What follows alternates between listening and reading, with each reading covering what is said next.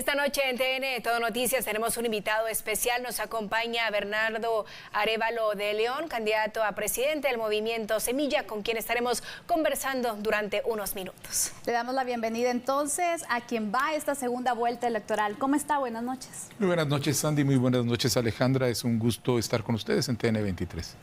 Sin duda estas elecciones vinieron con sorpresa. Y usted es una de ellas, junto a Karin Herrera en la vicepresidencia.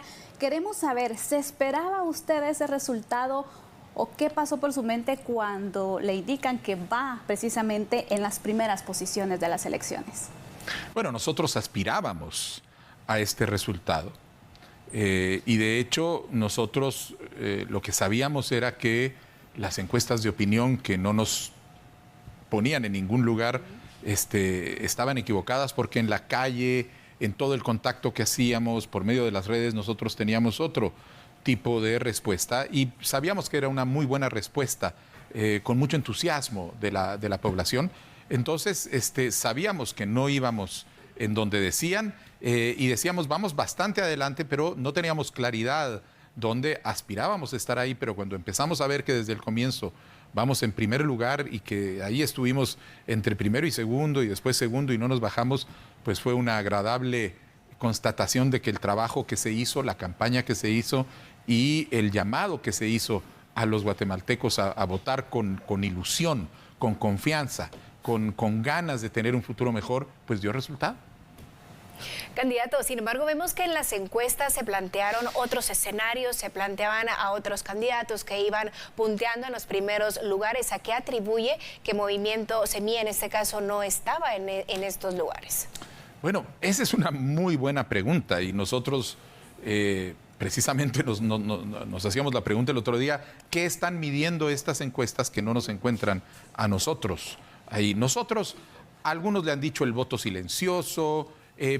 Nosotros lo que creemos es que nuestra campaña fue sumamente efectiva, pero es evidente que los mecanismos que han estado usando las encuestadoras pues sencillamente no están funcionando de la manera más adecuada, y que hay que afinar esas metodologías para lograr tener las lecturas sobre lo que está pasando realmente, que es pues, lo que se llama la sorpresa, es tal vez la falta de una lectura adecuada anteriormente. Definitivamente. Se viene la segunda vuelta el 20 de agosto.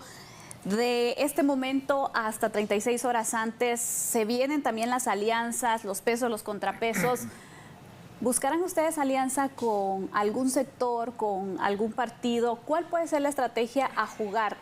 Sabemos que no puede dar detalles, pero ¿qué nos puede comentar? Bueno, mire, un par de cosas muy concretas sí le puedo decir. Primero, toda estrategia de alianzas, en el caso nuestro, va a ser a partir de nuestros principios como partido, de los principios que están plasmados en el plan de gobierno, de los objetivos del plan de gobierno.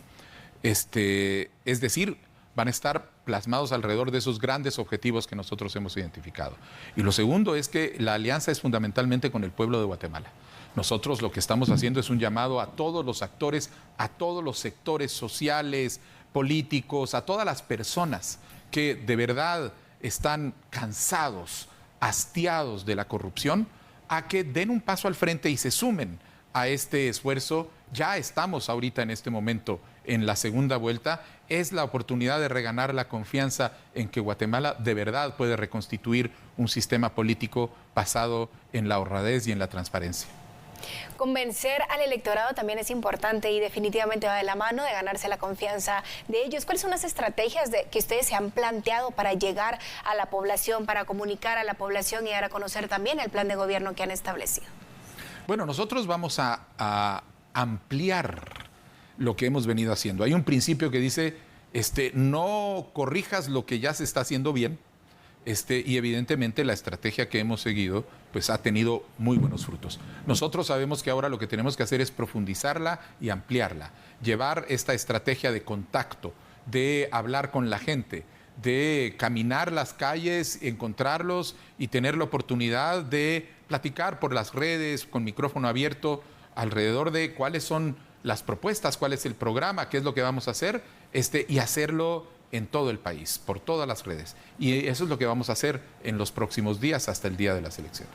Presidenciable, sabemos que cada candidato se presenta con la ideología que representa y a veces en el Movimiento Semilla se ha dicho muchas cosas. Yo quisiera que de boca de usted pudiéramos conocer realmente usted cuál es la ideología que representa. Mire, el partido Movimiento Semilla es un partido progresista y es un partido de orientación socialdemócrata. Pero inclusive quien quiera enterarse de cuáles son nuestros principios ideológicos los puede consultar en nuestros estatutos. No los hemos cocinado para presentarlos en estas elecciones, sino que son el origen de nuestro partido y ahí van a poder que tenemos una serie de principios sobre la sociedad, sobre fundamentalmente en la democracia, en sociedad plural, en el respeto al medio ambiente, y somos lo que se entiende como un partido progresista. Una de las problemáticas más grandes que tenemos como país es la corrupción.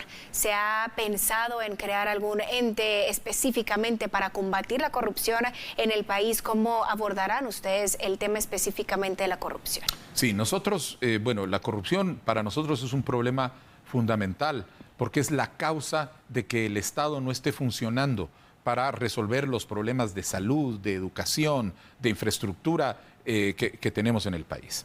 Y para nosotros eso requiere un esfuerzo fundamental. Nosotros entendemos además que la corrupción es un problema sistémico, que está regado en todas las estructuras del Estado, y que inclusive hay que enfrentarlo desde el lado de la sociedad, alrededor de la tolerancia que a veces existe a la corrupción.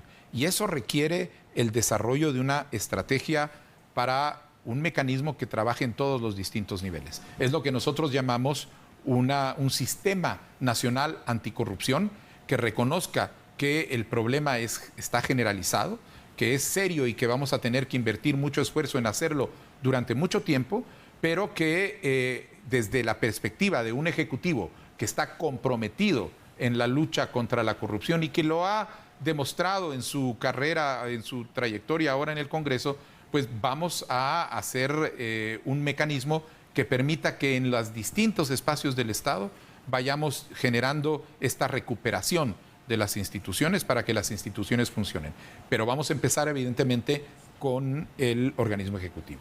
¿Hay un mecanismo en específico que ustedes ya han pensado para este combate a la corrupción? Que de hecho el combate a la corrupción ha sido uno de los temas que ustedes han planteado como parte también de sus políticas. Nosotros lo que hemos dicho es este Sistema Nacional Anticorrupción. Lo que pasa es que este Sistema Nacional Anticorrupción tiene que ser el producto de un trabajo y nosotros primero vamos a trabajar con el conjunto de la sociedad alrededor del tema, pero además vamos a asesorarnos con los guatemaltecos que más saben sobre cómo funciona la corrupción en Guatemala, y estos son los guatemaltecos que ahorita han sufrido embates por parte del sistema cooptado corrupto.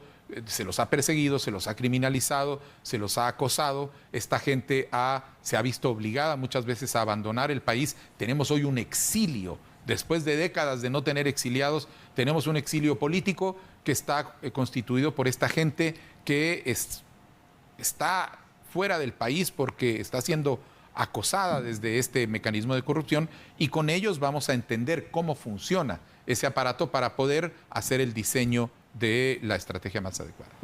Candidato, sobre esto a lo que usted hace referencia, ¿cómo se estaría implementando desde el organismo ejecutivo? ¿Cómo se estaría ampliando esta cobertura y esta lucha en contra de la corrupción? Bueno, vamos a hacer, evidentemente, el objetivo tiene que ser, en primer lugar, comenzar con una estrategia adentro del organismo ejecutivo. El organismo ejecutivo, desde el momento en donde la presidencia de la República va a ser absolutamente intolerante a la corrupción, va a exigir en el gabinete de gobierno una intolerancia completa a cualquier acto de corrupción.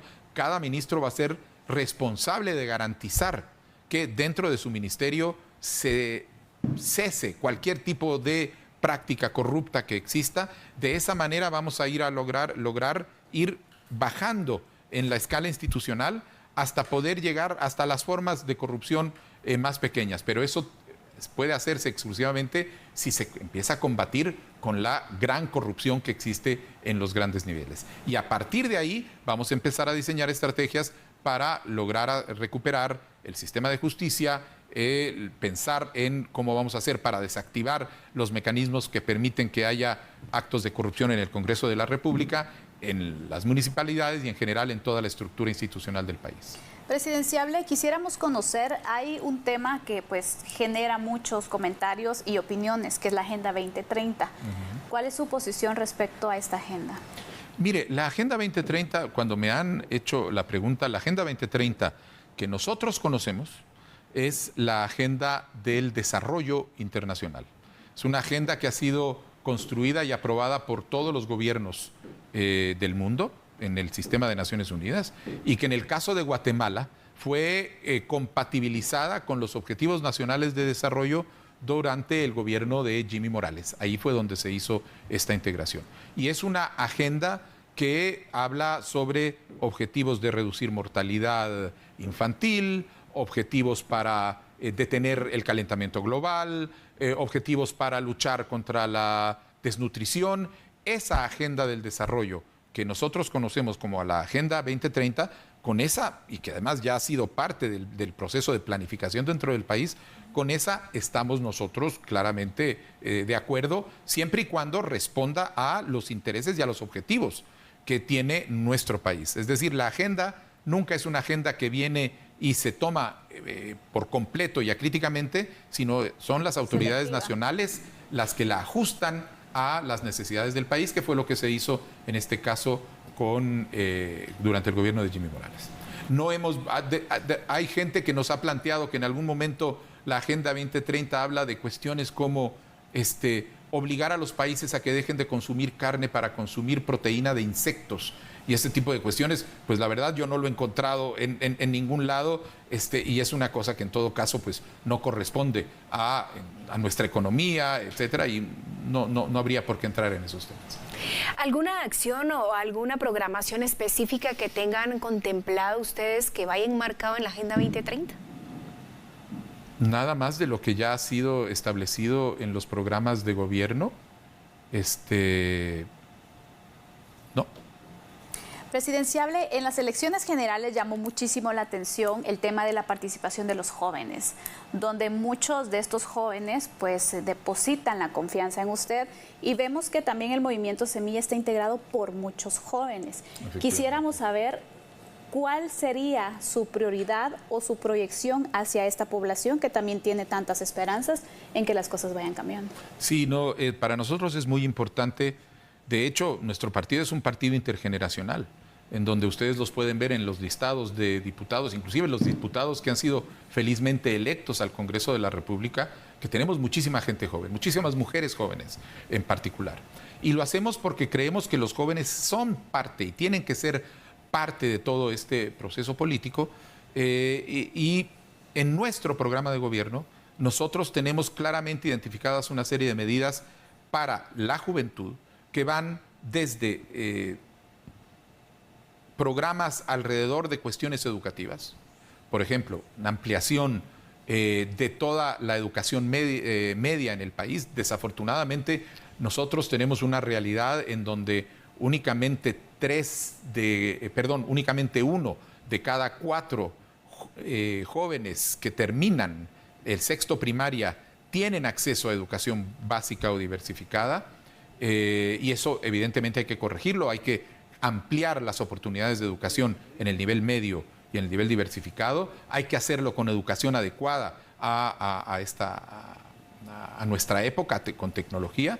Aparte hay que tener los programas de capacitación para que haya mucha gente que tenga el derecho, que tiene el derecho a la formación, que pueda pasar por estos tipos de cursos sobre oficios, sobre todo tipo de habilidades que son necesarias para la economía y que pueden potenciar su capacidad dentro del mercado laboral, y programas muy claramente orientados a jóvenes emprendedores, jóvenes hombres y mujeres que están empezando, que deciden hacer un emprendimiento de cualquier tipo y que lo que necesitan es apoyo en términos de crédito accesible, ¿no? Los créditos que están accesibles a nivel comercial. Nosotros tenemos un programa de crédito fácil donde el Crédito Hipotecario Nacional va a facilitar créditos del 5% anual. el contraste es con las tasas del 23, 24% que están en este momento en la banca comercial. Y aparte vamos a tener mecanismos y programas de apoyo a las personas que acuden a estos préstamos para que además tengan las herramientas para lograr que tengan mayores probabilidades de éxito y de esa manera puedan salir adelante. El pasado 25 de junio fue un día muy esperado por los guatemaltecos. Se llevó a cabo una verdadera fiesta cívica. A su criterio, ¿cómo se desarrollaron las elecciones? ¿Cómo se llevó el proceso electoral? Mire, el proceso electoral en su conjunto ha sido un proceso sumamente accidentado, con una serie de problemas que hemos tenido alrededor de decisiones que se fueron dando en determinado momento y que dejaron fuera a gente que debería haber participado, dejaron que participara gente que tal vez no debería haberlo hecho.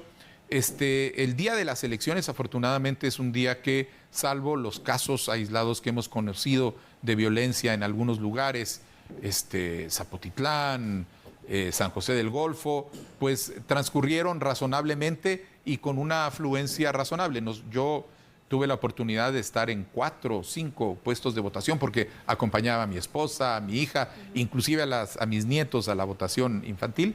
Y en todos el ambiente era un ambiente positivo, inclusive había entusiasmo en la gente. Fue una fiesta cívica, por lo menos eso es lo que se sentía y es lo que necesitamos recuperar como país y sobre todo con una afluencia de juventud. Necesitamos que la gente joven vuelva a recuperar ese compromiso, ese interés en participar, ese interés en hacer valer su derecho y hacer valer la posibilidad de que ellos marquen el futuro.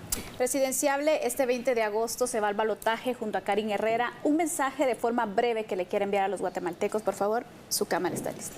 En este momento, el 20 de agosto, nosotros vamos a tener la oportunidad de escoger entre mirar al pasado o mirar al futuro, entre vivir en el marco de un sistema político que está anclado en un sistema de corrupción y que nos tiene hundidos en este pantano en el que vivimos en este momento, o optar por una opción política que lo que quiere es fundar las bases para el desarrollo de un país incluyente, democrático y libre, donde todos y todas puedan tener una vida en dignidad. Ese es el Movimiento Semilla y los invitamos a confiar en nosotros.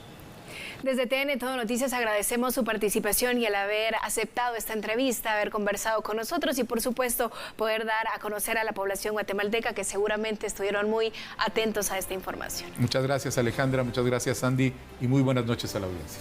Gracias, presidenciable. Con esta entrevista nosotras nos vamos a la pausa, regresamos enseguida con más noticias.